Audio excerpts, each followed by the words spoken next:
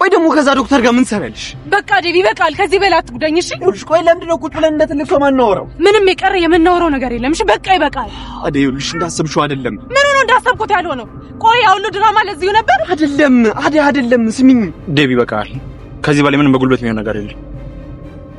ምን አገባ? ይመለከታል። ሰማኛለህ? ከዚህ በኋላ ከሚስት ያጠገባ ይገልሃለሁ። እሺ ዴቪ ምን እያደረክ ነው? ይበቃል። ብዙ ጊዜ ነገሮችን መነጋገር እንድትፈታ አድርጌሃለሁ። ከዚህ በላይ ግን ይበቃል። በማያገባ ባትገባ ጥሩ ነው። እሺ ሁለተኛ አደይ አጠገባ ይገልሃል። ያንተን ጥፋት ለመሸፈን ሌላ ጥፋት አትፈልግ እሺ? ዶክተር ምንም አላደረገም። እየተከራከርሽልን ነው? አንቺንም እኮ ብቻሽን አልነበረም ያገኝ። ካንተ ጋር እኩል የሚሆን የኔን ጥፋት አትፈልግ እሺ? በቃ ይበቃል። አደይ እኔ በቃ ነኝ ልሽንሽ። አልፈልግም። እኔ ራሴ እሄዳለሁ። ማንም እንዳይከተል። አደይ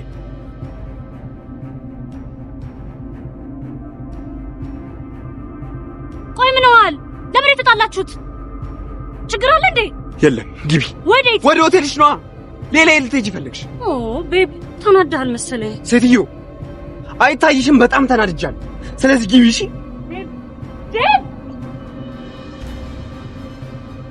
ማናት እሷ? አላውቅም ታለ ማሚ ምን እያሰበች እንዳለ አላውቅም። ይኸውልሽ ታለ አንቺ ማሚን አዋሪያት። ያመጣችብኝንም ጉድ እዛው በመጣችበት ትመለስ። እኔ ግን በኋላ ባስቀይማት የለውበትም እሺ? ይኸውልሽ ታለ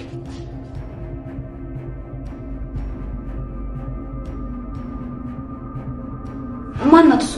እኔ አላውቃትም። ከዚህ በፊት ራሱ አይቻታለሁ።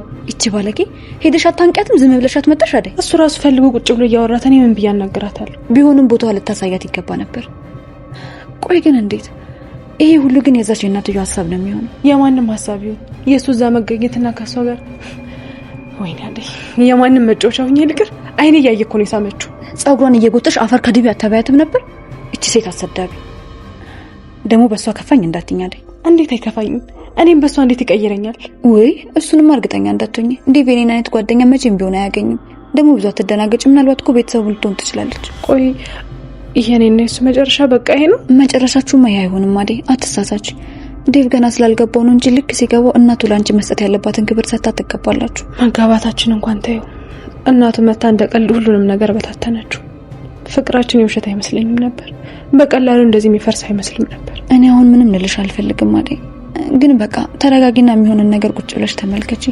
ዴቭን በራስሽ ምክንያት እንዳታጩ ተጠንቀቂ እንጂ እሱ ለሚያደርጋቸው ነገሮችና እሱ መወሰን ስላቃተው ብለሽ እያሰብሽ አትቆጪ። እሺ ጓደኛዬ፣ ግን ልጅቷን በድጋሚ ባገኛት አንቺ ያልሽው ልክ ነው፣ አናግራታለሁ። የኔዋ እንደዚህ ቢሆን በጣም ደስ ይለኝ ነበር። የምታፈቅሪውን ስለመተው በጣም ከባድ ነገር ነው። እኔም ዴቭን ታዩልሽ አልችልም።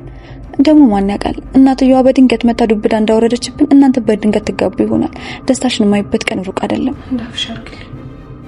ዴቭና አደይ መለያየት የለባቸውም የምትሉ ካላችሁ ቪዲዮውን ላይክ እያደረጋችሁት ከ1000 ሰው በላይ ፈልጋለሁ። በሌላ በኩል እንግዲህ ዴቭና አደይ ሲጣሉ እንደነበሩት ዴቭ ድጋሚ ሁለተኛ ስህተቱን የሰራበት አንድ ነገር አለ። አደይ እንደዛ የብቸኝነት ስሜትና በዛ ላይ የዴቭ እናት ስላስከፋቻት ብቻ ዶክተሩ እሷን ለማጽናናትና ምንም አይነት ነገር እንዳይሰማት ብሎ ብዙ ቦታ ሲወስዳት ነበረ። ድንገትም ሆኖ ካፌ ውስጥ ገባሉ። ካፌ ውስጥ ግን ዴቭ የተያዘው ከሌላ ሴት ጋር ቁጭ ባለበት ሰዓት ላይ ነበረ። በራሱ በኩል ምንም አይነት ጥፋት አላጠፋም። እናቱ እሷ እንዳትከፋትበት በሚል ምክንያት እናቱ ያዘዘችውን ነገር እንዳለ እያደረገ ነው። ልጅቷን እንደማይወዳትና ምኗም እንደማይጠመው አሳይቶናል። ነገር ግን ዴቭ ይህንን ነገር ከሷ ጋር ቁጭ ብሎ በሚያደርግበት ሰዓት ላይ አደይ ከውጭ ሆና ስትመለከተው አስቡት ምን ያህል እንደሚሰማት። እኔ በተናደድኩበት ሰዓት ላይ እንዴት እንደዚህ በአጭር ጊዜ ውስጥ ሌላ ጓደኛ ይይዛል ብላ በጣም ተናዳበት ከዛ ቦታ ላይ ለቃ ለመውጣት ስትሞክር ነበረ። ዶክተሩ አብሯት ነበረ። ዴቭ ከኋላዋ እየተከተላት ይሄድና አይ እንደምታስቢው አይደለም፣ እሷ ከኔ ጋር ምንም ያገናኛት ነገር የለም። እናቴ እንደምታስቢው ብዙ ነገሮችን ቀያይራብኛለች። አንቺ ደግሞ በዚህ ሰዓት ላይ አትከፊብኝ። ይሄንን ነበር ያላት። ወዲያውኑ ዶክተሩ መሃላቸው ይገባል። በቃ ዴቭ እሷን እያስጨነካት ነው ያለው። በዚህ ሰዓት ላይ ለእሷ ማድረግ ያለብህ ነገሮች እንዳለ እሷን የሚያናድዱ ስለሆኑ እባክህን ተው ይለዋል። ዴቭ ወዲያውኑ ብግን ይልበትና አንተ ምን አገባህ? ሁለተኛ ከሚስት ያተገባህ ለአንተም ለኔም ጥሩ አይደለም፣ ስለዚህ እገልሃለሁ ሲለው ወዲያውኑ ዶክተሩ ግን እንደሌላው ጊዜ ዝም አላለም። እንደውም ቦክስ ይሰነዝርበትና አንተ ከዚህ በኋላ እሷን ስታስከፋት ቆሜ ማየት አልችልም፣ እኔንም ደግሞ እንድትናገረኝ አልፈልግም። ወዲያውኑ አደይ መሃላቸው ትገባና እባክህን እረፍ፣ አንተም ቢሆን እያስከፋኸኝ ያለው እሱ እንደውም በዚህ ሰዓት ላይ እና እኔ በተረበሽኩበት ሰዓት ላይ ካጠገቤ የሆነው ሊያዝናናኝ ነው የፈለገው። አንተ ምን ለማድረግ እየሞከርክ ነው? እንደውም ሳያንስ እንደዚህ በአጭር ጊዜ ውስጥ ወዲያውኑ ሴት ተዋውቀ ለብቻ እንደዚህ ካፌ ውስጥ መቀመጥ ራሱ በጣም አናዶኛል ትለዋለች። አንቺስ ብትሆኚ ብቻሽን እኮ አላገኘውሽም።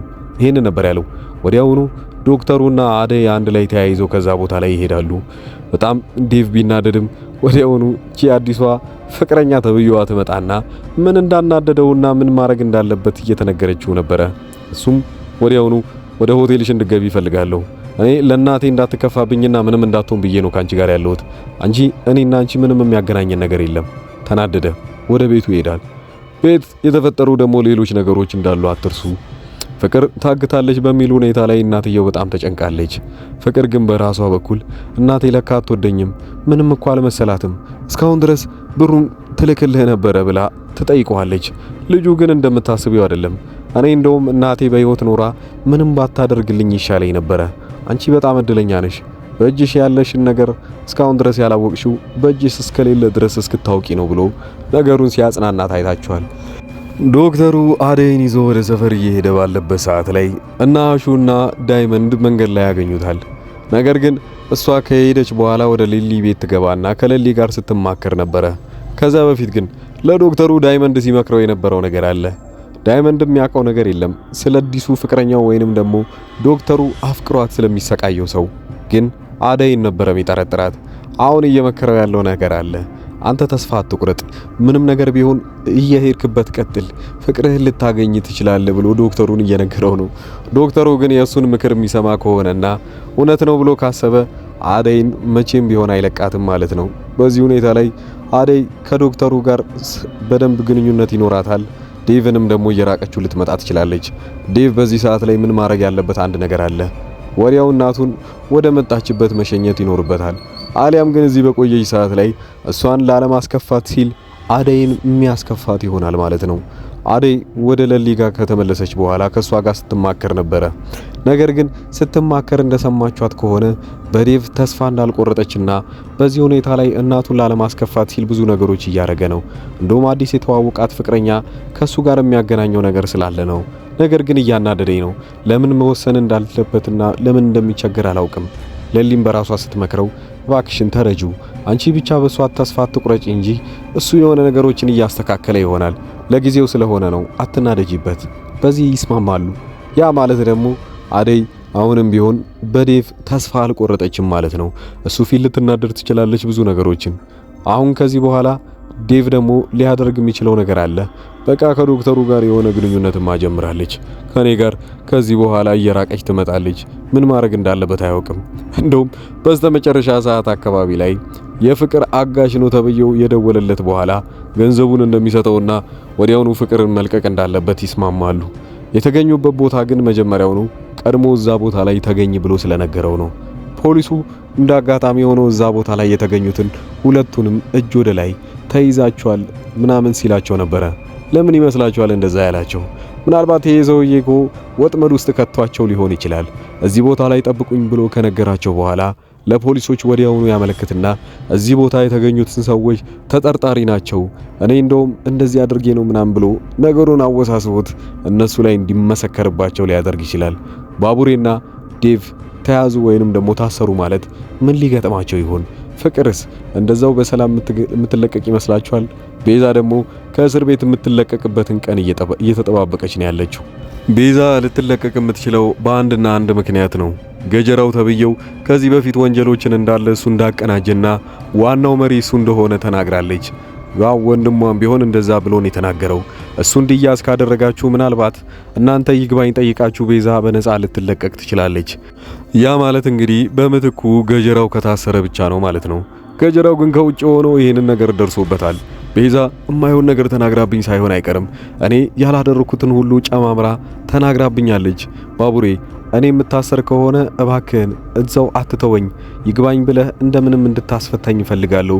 ቤዛ እኔ ያላደረኩትን ሁላ ተናግራ ራሷን ልትለቀቅና እኔ እንድታሰር እያደረገች ነው ብሎ ወዲያውኑ በአጭር ጊዜ ውስጥ ይሄንን ነገር ለባቡሬ ይነግረዋል። ባቡሬ ደግሞ ለዴቭ ሲያስረዳው እንዳያችሁት ከሆነ እሱ ጓደኛሞች እንደነበሩና ከዚህ በፊት እኔ ልታሰር ስል እሱ እንደረዳኝ ያውቃለሁ። አሁን እኔ ተራዬ ደርሷል የሚል አይነት መልእክት ነበር ያስተላለፈው። ቤዛ ዋሽታም ቢሆን ብዙ ነገሮችን እንዳለ ወደ ገጀራው ነገሮቿን ወይንም እሷም ያጠፋችውን ወንጀል ገጀራው ላይ እንዲላከክ እያደረገች ነው ያለችው ራሷ እንድትፈታ። እሷ ተፈታች ማለት ደግሞ ድጋሚ ያ ሰፈር መልሶ ረብሻ ውስጥ ይገባል። እናንተ እዚሁ ላይ ያላችሁን አመለካከት ኮሜንት ላይ ያስቀምጣችሁልኝ በአደይ ድራማ ቀጣዩ ክፍል እንደተለቀቀ ለእናንተ ኮሚኒቲ ፖስት ላይ የምንለቅላችሁ ይሆናል። እስከዛው ድረስ ግን መልካም ጊዜ